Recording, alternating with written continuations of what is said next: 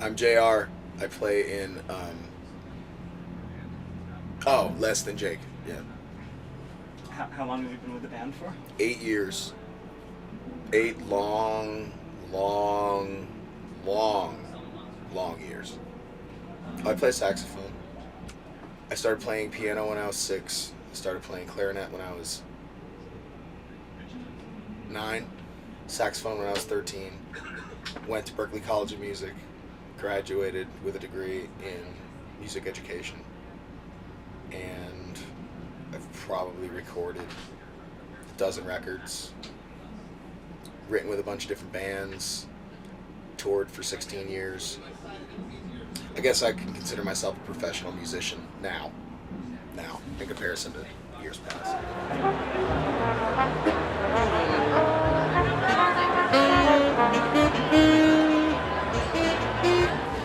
As soon as you get paid, I think you can legally,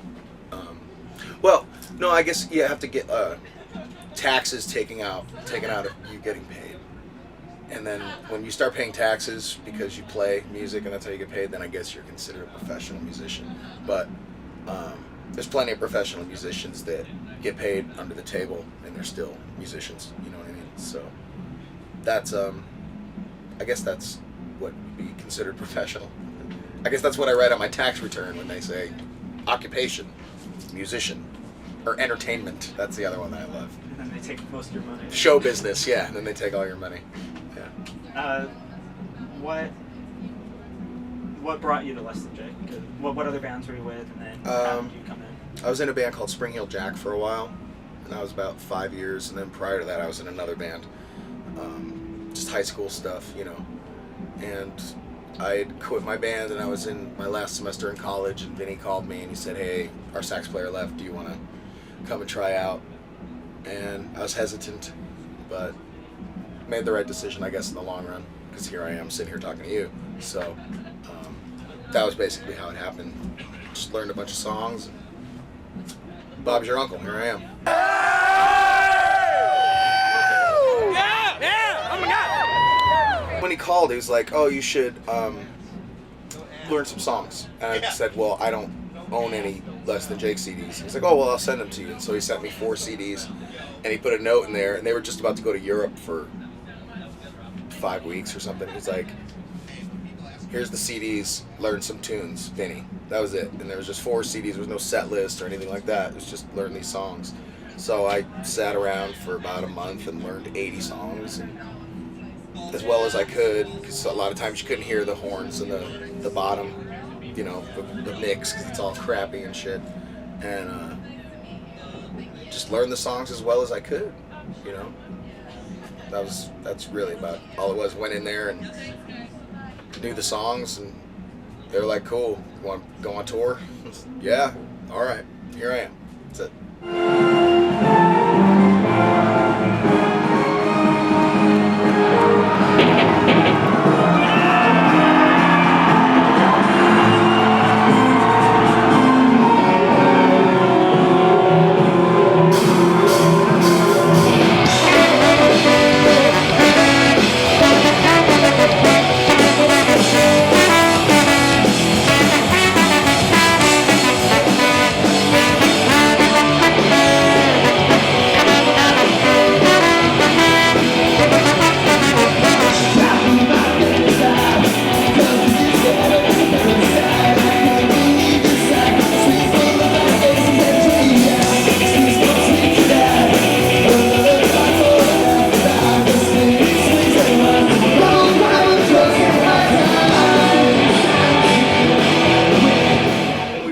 Kind of like somebody will bring an idea and then the idea is expanded on, you know, like Roger will bring this song idea, say, and he'll say, okay, here's this song, this chord progression that I have, and this is kind of the melody idea that I have.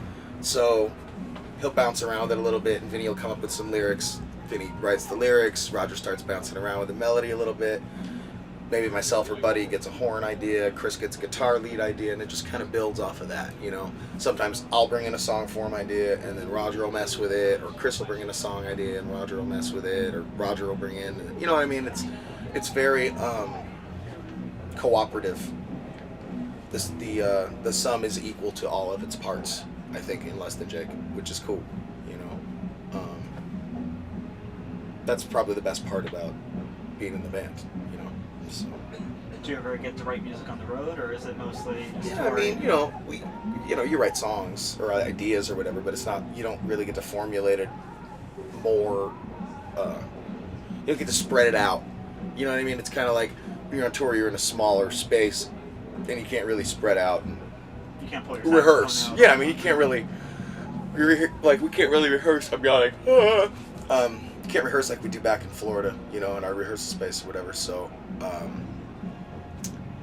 you can come up with ideas out here, but like actually expanding on it and making it a complete song, can't really do that until we get home. So you can do a lot of prelim work here, but then like the finalization of stuff has to happen when we're in Gainesville, you know.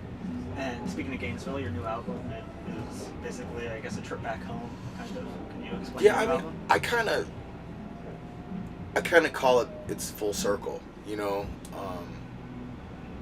We left Warner's, well, they graciously released us, I should say, and we were deciding on what to do, and we were like, well, we should start our own label and try to really take control, 100% control of our career and what we do, you know. So we started this label, and, you know, the way I kind of look at it is like, well, we've come like full circle, so we're back to where we started. So I'm not going to say that it's a new start or a fresh beginning or, you know, back to what it was, but I think with this new record, we know who we are as a band now, you know. I think for a while we were always trying to figure out exactly what it is or what we did that made people like our band, you know, but I think we finally figured it out. So when we went in to record this record, we went in with the mindset of like, all right, let's just do what we do best, you know, and like, but make it the best it can be and make it sound so it's not like a throwback per se, you know, so it's like a push forward, you know, but still maintaining what we are as a band musically, conceptually, and, you know, everything else. So it just made perfect sense to call the record Gainesville, Florida. That's where we started. That's where we're starting again. It's a new start, you know, and it's 16 years later, you know. Here we go. We're basically starting over again. But like now we're 16 years smarter. We have 16 years of experience among each of us. We each have a lot of industry experience, and, you know, it makes it more of a fair fight, I suppose, than when we were younger. Because if we were younger in our 20s and we were trying to do this, you know, it's hard. It's a hard industry. It's a hard thing to, like, you know, fight through. So that was really the thought process behind naming the record that, you know. Cool. Put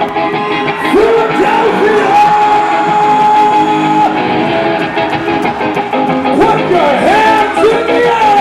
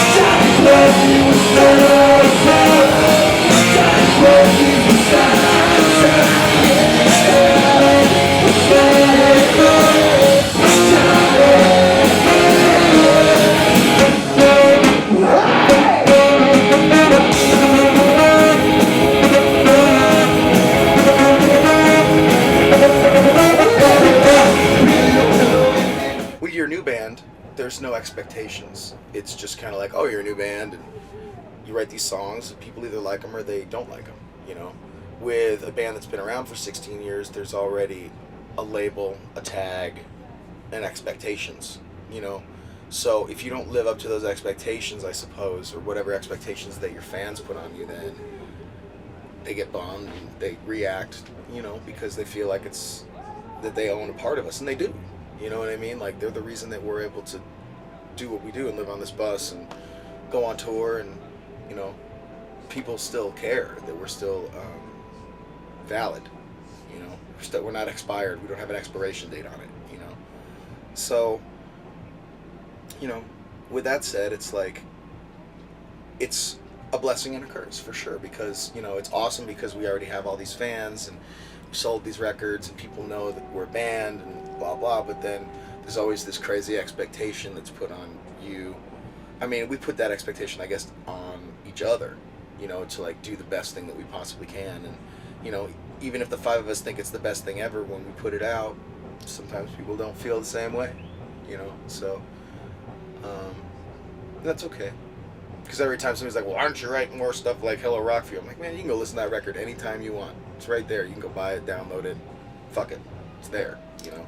But we can't keep, you know, we could never recreate that record, that time, or Losing Streak, or Borders and Boundaries, or Anthem, or even In With The Out Crowd, which is the last thing. Like, I think people look at records and they make it into this big thing. And really, it's only just it's an oral photograph, you know what I mean, of like where you are at that time in your life, you know. So if you listen to a record like Pezcore, well, that's when we were, you know, 20 years old, 19 years old. When you listen to Gainesville, Florida, we're in our 30s, you know. So there's a difference. There's a big difference. It's not just, you know, because there's a massive difference between somebody who's 19 years old and somebody who's 32 years old, you know, just in life and experience and everything like that. So that's why it just makes it difficult to try and, you know, when people are like, well, why don't you do that? Because we already did it. You know, why don't you do what you did when you were 15 years old? Because you already did it, you know, it's experience. And so sometimes it's great, sometimes it's fucking awful, you know. But I guess the real truth is it's awesome that we're able to do this, you know, and we have been able to do it for as long as we've been able to do it. It's awesome. You know. How do you feel that? What kind of influence have the major labels had on the band? Did they have a say over a lot of the music, or what you were delivering to them, or did you have different expectations for yourself because you knew there was going to be music videos made, and there was going to be people? We figured we were on a major, so why not go for it? You know, like, why the fuck else were we on a major?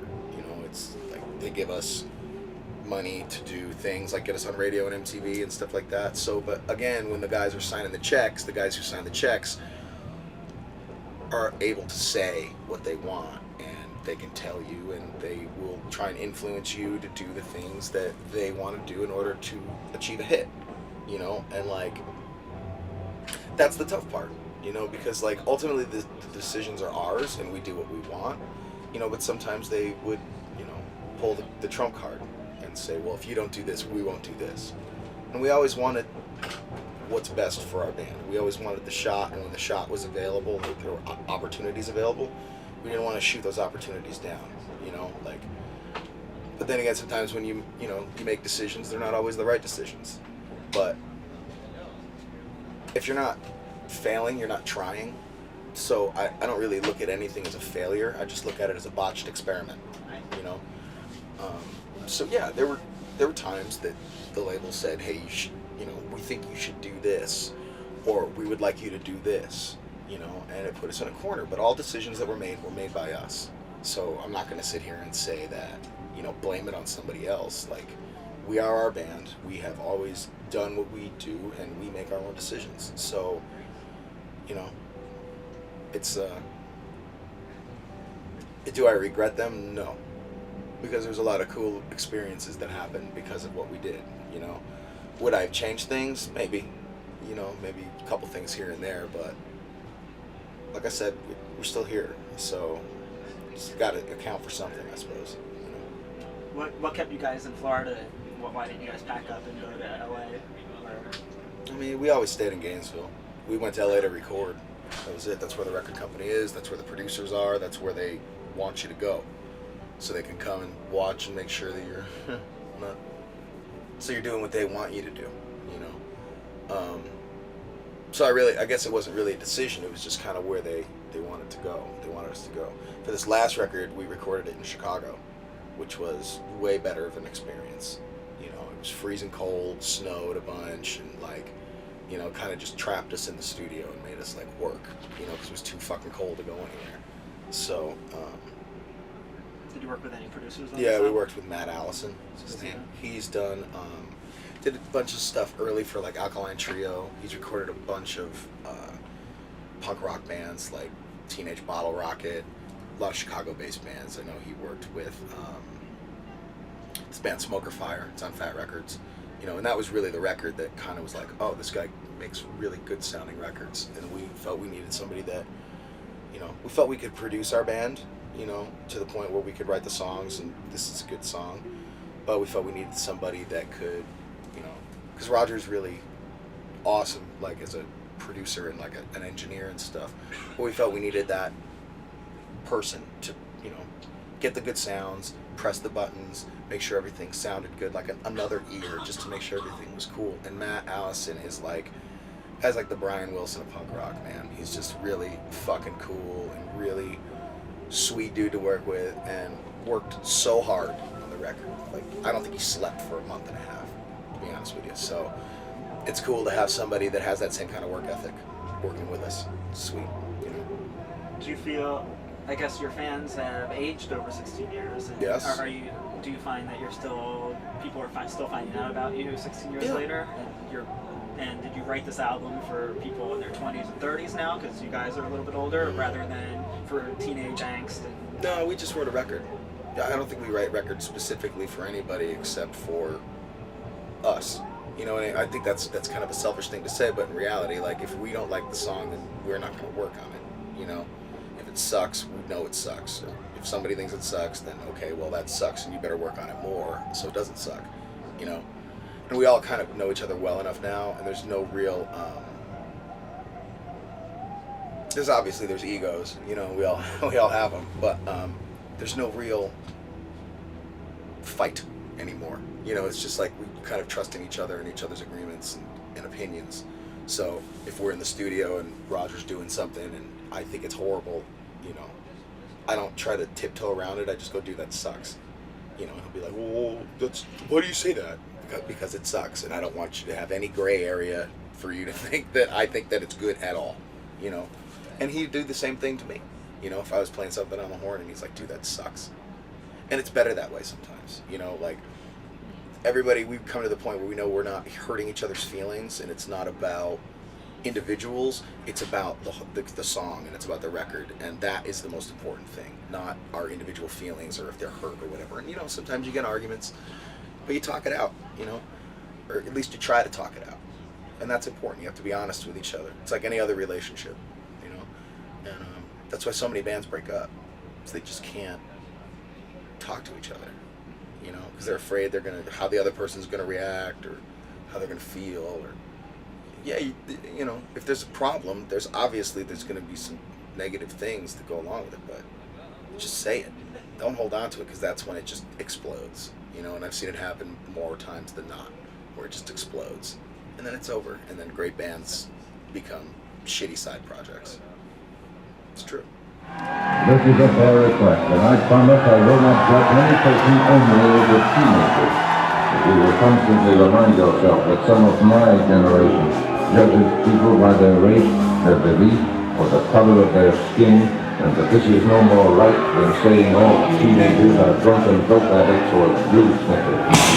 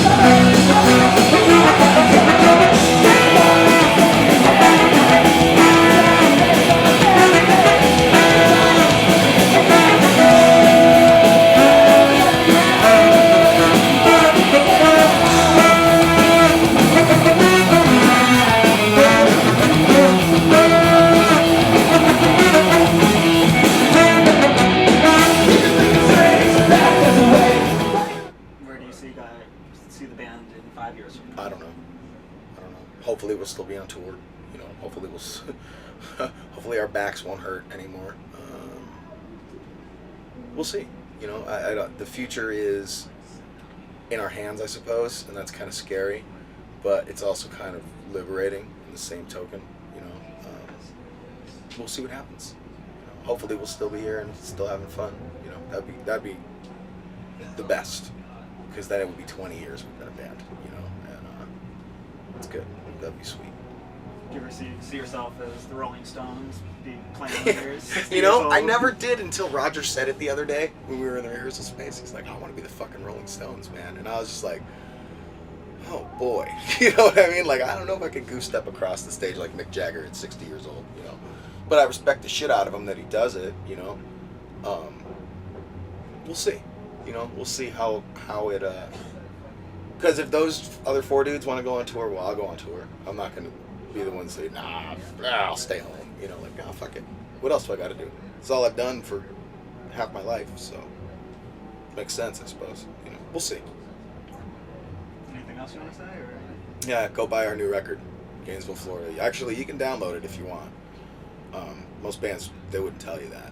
On iTunes. Yeah. Oh, well, no, they can download it wherever they want. Like, if they get it, we just want people to hear the record, you know? And if you like it, then go out and buy the vinyl. Because the vinyl's way cooler than the CD or anything like that. You know what I mean? So. Is your CD in stores? And did you guys You can buy it at iTunes, stores. We prefer, like, we tell kids to go to the indie stores in town, because they're way cooler than like the FYE or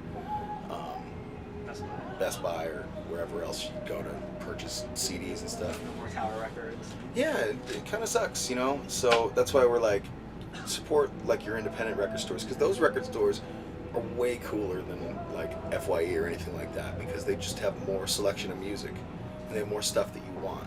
You know what I mean? And there's people who work there, they actually know about music, because they actually want to know about music. It's not just a gig that they do. Like FYE, you know, you ask them, you know, where the new fucking Hellhammer record is, they'll be like, who? Well, we got this Beyonce record over here. You know what I mean? Like, boring. Everybody knows what Beyonce is. Like, not many people know who Hellhammer is, you know, so.